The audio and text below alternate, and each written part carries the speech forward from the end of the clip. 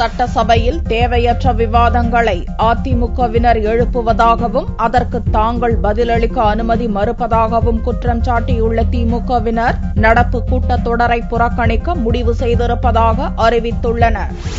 தமிழக சட்டசபையில் வெள்ளியன்று அதிமுகவின் மார்க்கண்டேயன் திமுக தலைவர் கருணாநிதி குறித்து பேசியதால் திமுகவினர் சபாநாயகரை முற்றுகையிட்டனர். அவர்களை வெளியேற்ற உத்தரவிட்ட சபாநாயகர் தனபால் கவர்னர் உரையை கிழித்தெறிந்த குன்னம் தொகுதி திமுக எம்எல்ஏ கூட்டத்தொடர் முழுவதும் சஸ்பெண்ட் செய்து அறிவித்தார். சனிக்கிழமையன்று சட்டசபை வளாகத்துக்கு வந்த திமுகவினர் சபை அலுவல்களில் பங்கேற்காமல் புறக்கணித்தனர். செய்தியாளர்களிடம் பேசிய திமுக சட்டசபை குழு தலைவர் ஸ்டாலின், சட்டசபையில் தேவையற்ற விவாதங்களை அதிமுகவினர் எழுப்புவதாகவும் அதற்கு பதிலளிக்க தங்களை அனுமதிப்பதில்லை என்றும் குற்றம் சாட்டினார். இதனால் சட்டசபை கூட்டத்தொடர் முழுவதையும் புறக்கணிக்க முடிவெடுத்திருப்பதாகவும் ஸ்டாலின் கூறினார். நான் கேட்க விரும்புவது, மார்க்கண்டேயன் அவர்கள் பேசிய பேச்சை அவை குறிப்பிட பதிவு செய்யக்கூடிய சூழ்நிலையில் சட்டமன்றம் நடக்கும் என்று சொன்னால், இன்றைக்கு முதலமைச்சராக இருக்கக்கூடிய அம்மையார் ஜெயலலிதா அவர்களுடைய உடன்பிறவா சகோதரியாக இருக்கக்கூடிய சசிகலா அவர்களையும் அவருடைய குடும்பத்தார்களையும் பலமுறை கட்சியை விட்டு நீக்கி அவர்களுக்கும் அரசியலுக்கும் சம்பந்தமில்லை, என் உயிருக்கே ஆபத்து விளைவிக்கக்கூடிய சூழ்நிலையில் அவர்களுடைய செயல்பாடுகள் இருக்கிறது என்று முதலமைச்சராக இருக்கக்கூடிய ஜெயலலிதா அவர்களே பட்டவர்த்தனமாக பகிரங்கமாக அறிவிப்பை வெளியிட்டிருக்கிறார்கள். இப்பொழுது மீண்டும் சசிகலா அவர்களை சேர்த்துக் கொண்டிருக்கிறார்கள்.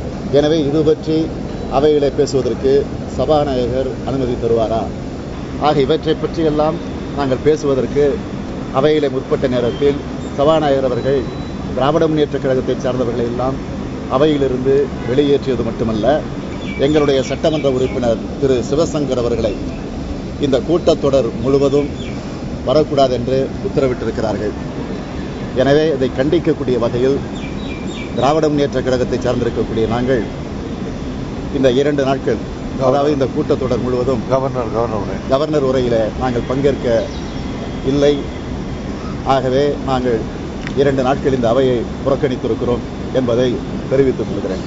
கவர்னர் உரையின் போது பங்கேற்ற தேமுதிக எம்எல்ஏக்கள் கூட்டத்தொடர் மிக குறைவான நாட்களே நடப்பதாக குற்றம் சாட்டி சபை புறக்கணிப்பில் ஈடுபட்டுள்ளனர். அதேநேரம் தேமுதிக அதிருப்தி எம்எல்ஏக்கள் சபை அலுவல்களில் பங்கேற்று வருகின்றனர். ஞாயிறு விடுமுறைக்கு பின்னர் திங்களன்று சட்டசபையில் முதல்வர் ஜெயலலிதா பதிலுரையை தொடர்ந்து கவர்னர் உரைக்கு நன்றி தெரிவிக்கும் தீர்மானம் நிறைவேற்றப்படுகிறது. அதைத் தொடர்ந்து சட்டசபை தொடர் முடிவடைகிறது.